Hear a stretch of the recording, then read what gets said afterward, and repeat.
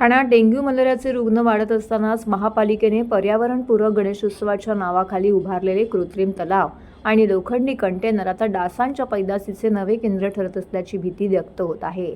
विसर्जनानंतर साचलेले दूषित पाणी नागरिकांच्या आरोग्यास सतत गंभीर धोका निर्माण झालेला आहे।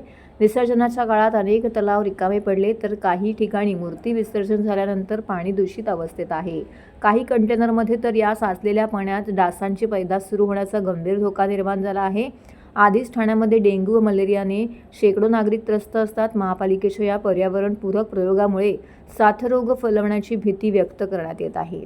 विसर्जनानंतर तलाव व कंटेनर त्वरित रिकामे करून निर्जंतुकीकरण केले गेलेत नाही तर पर्यावरणपूरकच्या नावाखाली हा प्रयोग ठाणेकरांच्या आरोग्यासाठी घातक ठरेल। नागरिकांच्या कररूपी पैशातून उभारलेली ही सुविधा प्रत्यक्षात जास्तीचे आजार उडवून घेण्याचं कारण ठरते।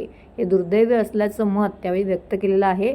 महापालिकेने विसर्जनाची जबाबदारी पूर्ण केल्यानंतर लगेचच ही तळी कंटेनर रिकामी करून त्यांची योग्य विल्हेवाट लावणं अपेक्षित होतं, मात्र वास्तवात ते दिवसेंदिवस तसेच पडून राहिले आहेत। नागरिकांच्या तक्रारी येऊनही प्रशासन गंभीरपणे दखल घेत नसल्यामुळे हा प्रकार घडल्याचं पाहायला मिळत आहे।